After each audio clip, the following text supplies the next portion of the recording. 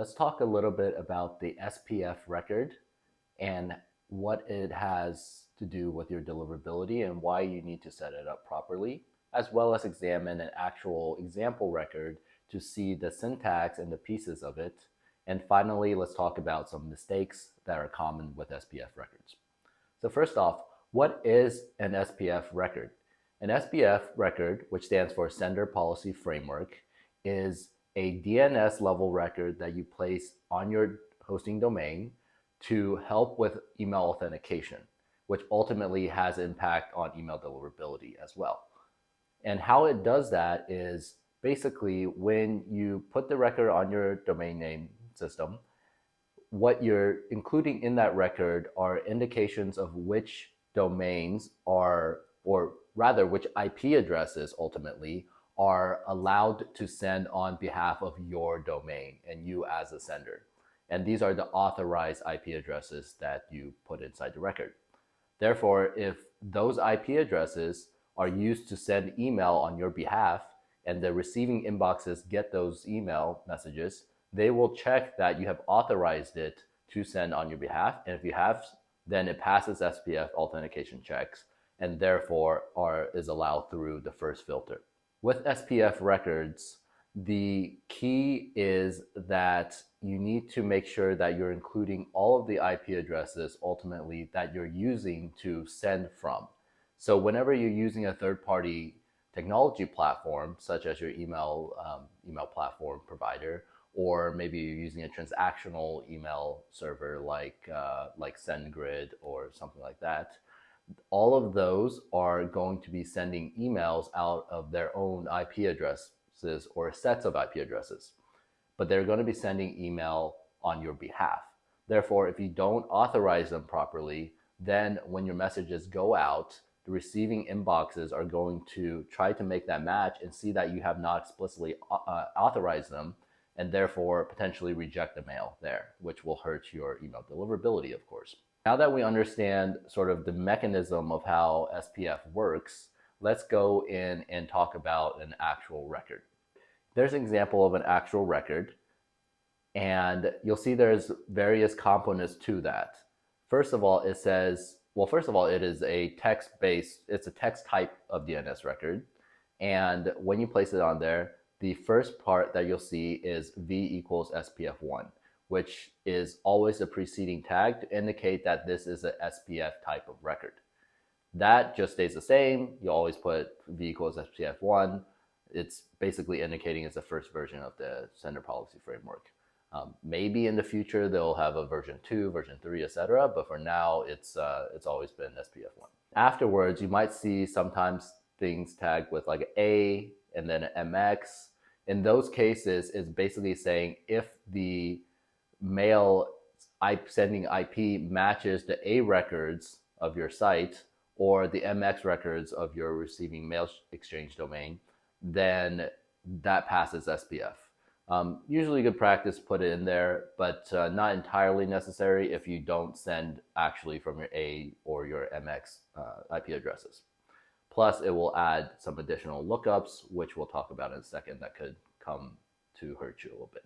Then we get to the most important piece of the SPF record, which are all of these include tags and values on the include.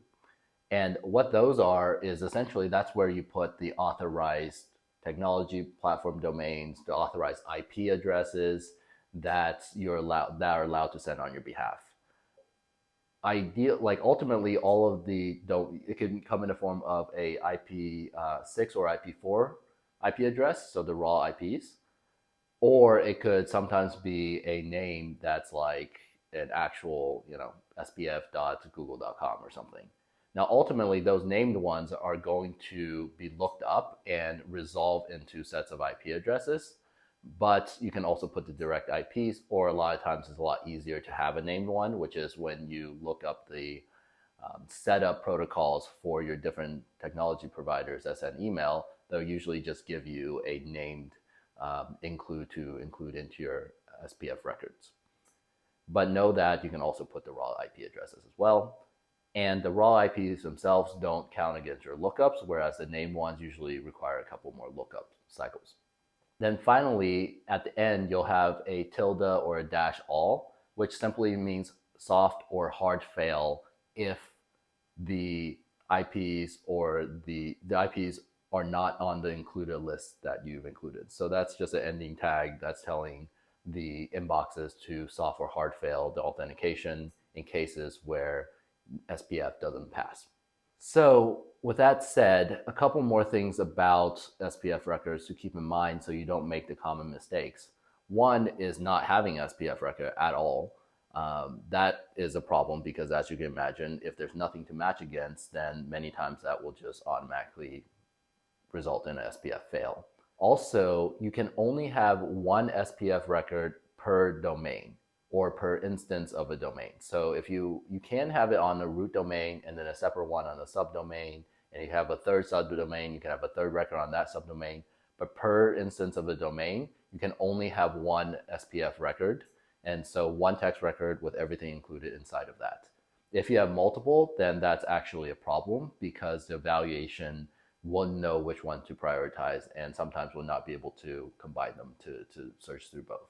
So always make sure on each domain that you're only having one SPF record in total and include all of the authorized senders within that one record. Now, another mistake is that SPF records have a limit of 10 lookups, or else that could potentially generate a perm error and cause some troubles with SPF authentication. So what lookups are when you do have sort of named types of includes, then oftentimes the receiving server has to go in and check the records on that name server, and potentially it could go several levels deep. And each time it checks, it counts as a lookup. So this is to prevent, if you have like massive SPF records, that it will probably cause an error because of the fact that it's going to go past that 10 lookup maximum limit.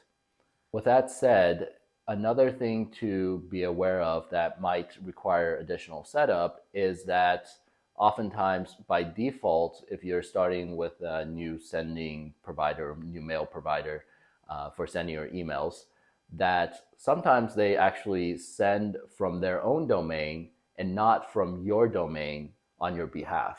So that could require a couple of additional setup points where you have to customize your own sending subdomain or do some authentication with that technology to make sure that when the email goes out, it's labeled as coming from your domain, but then it's just simply authorizing the sending IP address of that platform via the SPF records so that they're allowed to get the mail through. So hopefully that gives you a good idea of what SPF records are, how you would like to set them up, the different components of an SPF record, why they're important for email authentication and ultimately email deliverability, as well as some of the common mistakes that people make when setting up SPF records.